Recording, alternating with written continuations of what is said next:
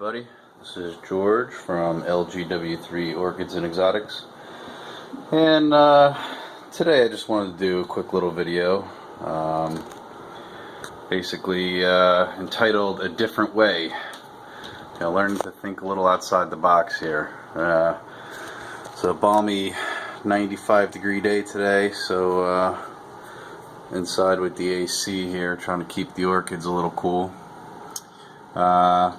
First specimen I wanted to look at here is a BLC Haruku Kanzaki.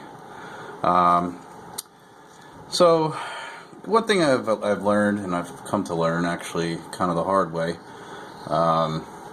most people think of cattleyas, they like to grow with not too much water, they like to dry out. I found some particular hybrids and or species, probably hybrids mostly these days, to be a little more finicky.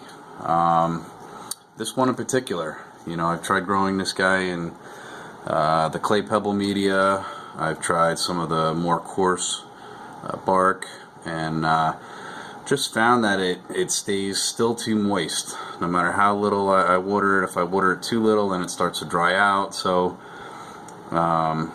just sort of difficult to keep this little guy happy. So what I did recently was I wrapped it, as you can see, with some coconut husk, and in the inside of the coconut husk I put just a couple little bark pebbles and perlite, and with this other plastic wrapped with fish line, I'm hoping to keep this guy happy with lots of airflow, and hopefully it'll produce better results than what I've had in the clay pot. Another Cattleya mix here, this little guy. It's a Walkerania semi-alba Carmela. This little guy too was a rescue orchid. I think I picked it up at Lowe's or Home Depot last year. Sort of been hanging on, tried some different methods, tried reviving it again with some bark and perlite, and found that this guy just does not like too much water. It needs lots of airflow around the roots, and again, I've had very good success with quite a few other Cattleyas grown in the clay pebble media. Never had any issues with it being too dry or too wet. Again, just seems like some hybrids are just a little more pickier than others. And as you can see here, this little guy seems to be fairly happy. There's a new little bud there, just starting to come off. A new root in the front there that actually started to grow back. Leaves still look shriveled. Not much I could do about that. I kind of received this guy in bad shape when I got it. At the time, one or two of the leaves were shriveled. Now it's almost all three, but still growing, putting out new growth. Gonna hopefully watch this guy flourish a little bit over the growth season now that we're in the summer months. Let's see, what else did I do here?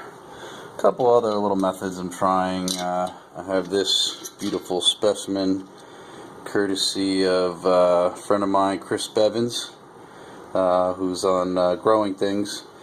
He gave me this Brassivola Little Stars. Beautiful, beautiful little specimen here. And what I actually did with this guy was, as you can see in the bottom there, I have some lava rock, a little bit of water just for some evaporation, high humidity, and put this guy in, and it seems to be very happy. It's put out lots of new growth. You can see there's new little spikes there, or leaf spikes. So far so good.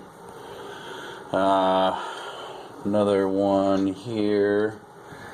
Let's see if I can pull this out.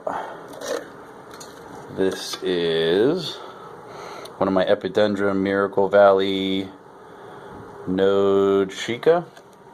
And this little guy here, what I actually did was I put it in a Coca-Cola container. So seems to keep the humidity up a little bit. And there's actually a new spike, as you can see there, starting to come out. So far I've had great success with that. And I guess all too often we we think of particular ways we should be able to grow these things completely in air and everything's going to flourish, but sometimes you have to accommodate the orchid and try a different method. Again, for me, I found that sometimes it requires, you know, keeping a little more humidity around the orchid, maybe more airflow. Usually it's more airflow. This one here is my Telumia Pink Panther. I was advised also by Chris of Growing Things. He mentioned that I should probably try some coconut husk with this little guy here in a clay pot. That's exactly what I did. This little guy seems to struggle growing for me. I'm thinking because it just, the different media that I had it in previously was just keeping it a little too moist, and these guys really like to dry out. So, you know, in between the waterings there. So I've had this in for a few days now. I'm gonna hopefully see some new growth off this little guy if it likes this these conditions better, growing this way. Let's see, my Neo Falcata, this little guy's got some new flower spike there. Looks like it's getting ready to go any day. I actually put this little guy in some sphagnum moss, I guess about a month and a half ago. Previously I had been growing it in a mix of bark and some sphagnum, but it seems to be much happier this way. And all I do is I just let it go to where it almost dries out, and then I'll wet the sphagnum again. Also trying pretty much the same method here with this Epidendrum nocturnum, and as you can see, this little guy has some new growth over there as well. Let's see if I can give you a better shot here. Right over there is the new growth, so it seems to be pretty happy. And what else do we have going on here? I'm trying a couple different methods here with these Phalaenopsis. These were $3 rescue Phalaenopsis, courtesy of Lowe's. And what I did was I just put some sphagnum moss around the top of the Phalaenopsis, the roots. And on the bottom there I have a mix of orchid and perlite, so I'm hoping that will do better. And that's pretty much it. You know, again, like I said, we have different methods in mind of what it takes to grow these orchids, and sometimes the methods don't work evenly for all types of orchids. You know, I always say pay attention to the orchid. If you look at it every day, every other day, and you kind of see what it's doing, you can tell, you know, based on the leaf, if it's starting to shrivel up, underwatered, if it looks like it's turning yellow, again, could be underwatered. You know, you just have to keep an eye on these things. So, in any case, that's pretty much it for today, and I hope you all have a great night. And I look forward to the next video. Thanks for watching. Bye.